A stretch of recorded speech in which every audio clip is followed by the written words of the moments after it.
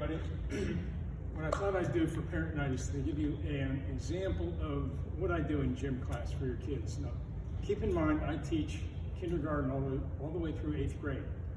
So what I do in kindergarten certainly is different than what I do with 8th grade, but there's some of the fundamentals that kind of ride through all the grades. So I will adapt games to meet their needs, challenges to meet their needs. Let me just give you kind of a quick analysis of what I do in the class. So the first thing I usually do is, after I take attendance, we do some yoga, do some stretches. So it could be, some warrior poses. Okay, just for a few minutes. I mean, this whole warm-up might take 8 to 10 minutes. Different stretches so they understand that we don't bounce when we stretch. We just go ahead and do an easy, just a little bit beyond our capabilities. Okay, then I'll usually do some kind of strength training poses, which a really great one that the kids love is a sumo sit. You can do it on the wall. So you just go ahead and tax yourself, challenge yourself, about 30 seconds for the little kids, and maybe all the way up to a minute for the older kids, or even more. Okay, at some point you're going to reach the point where this is pretty challenging, and that's what I'm after, that point where it is pretty challenging.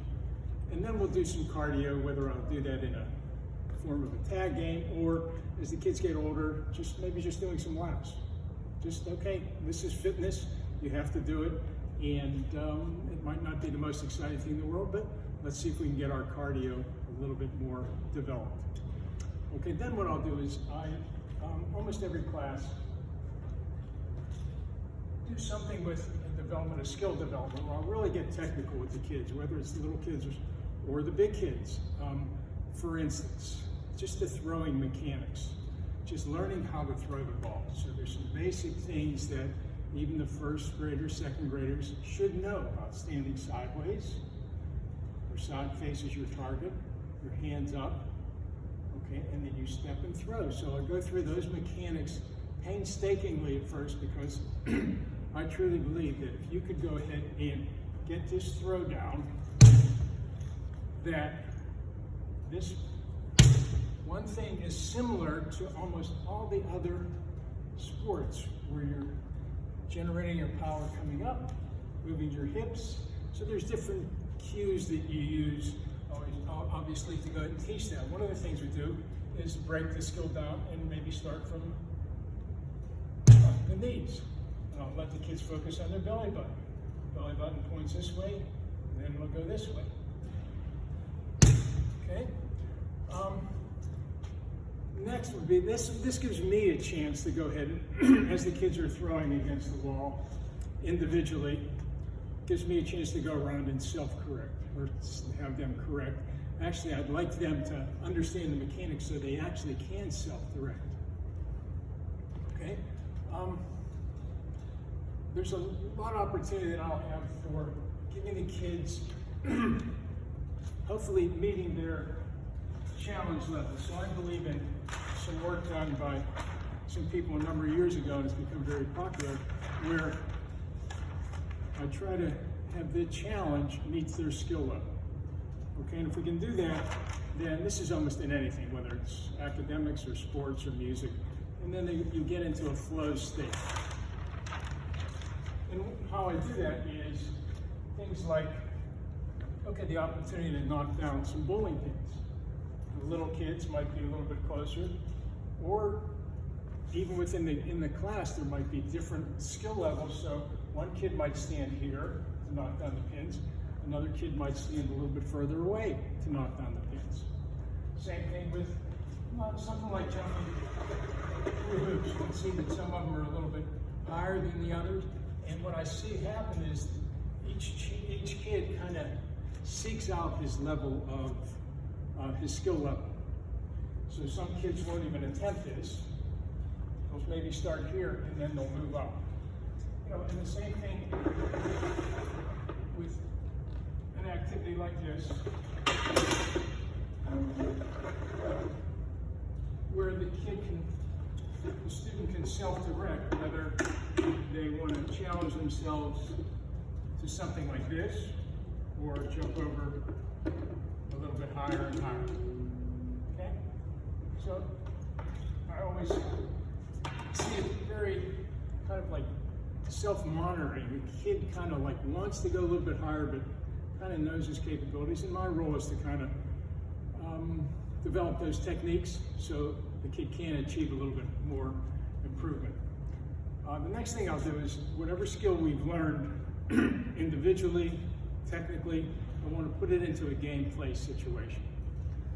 I'm a big promoter of individual sports, but also team sports. So the team sports gives us a chance to allow the kid to go ahead and socially, understand the aspect of the sport. There's a lot of great things that happen with sport: playing by the rules, learning to win graciously, respecting the ref's calls.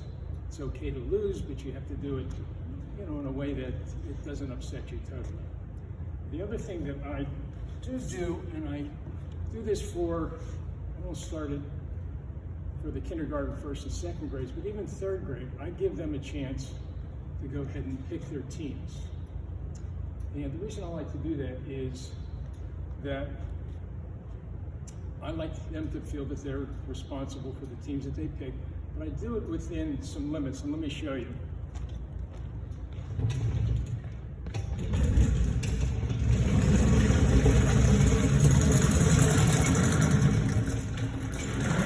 So what I will have the kids do is I have this board in the gym, tucked away, and I'll have the two captains come over behind the board, and what I'll have them do is pick the teams. And what I'll ask them to do is pick the team so nobody knows who was picked first, who was picked last.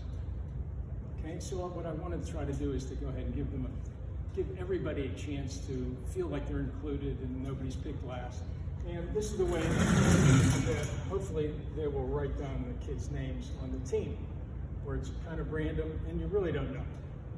Okay, so I want to try to avoid what really happens in the playground. I see it happening in the playground. The kids choose teams, and it's just devastating to me, thinking that this kid always gets picked last. So I want to try to protect that if I can.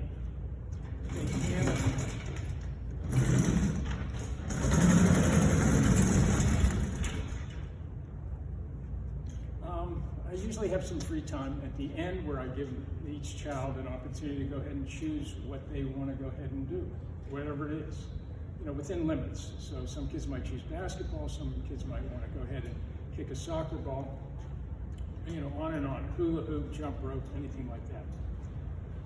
And I think lastly, what I want to tell you is that there's been some relatively newer research on brain development and a thing called BDNF. Give me a minute. It's called BDNF. It's called brain-derived neurotrophic factor.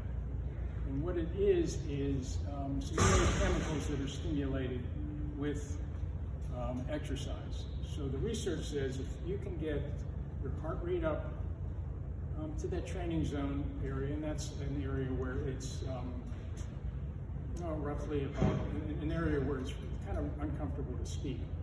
If you keep that elevated for a little while, your ability to focus, your ability to pay attention for the next hour to 2 hours improves dramatically. So I'm a big believer of exercise, big believer of stimulating the mind, the body, okay? And what they've even shown with this research is that grade levels increase with that. So thus my commercial for why we need to have even more PE. Okay, so that gives you a little bit of analysis. If you need to talk to me anymore, please call me. I'm willing to share anything that I know and what I do in class. And be helfer@calmday.org. And I hope you kids enjoy my class.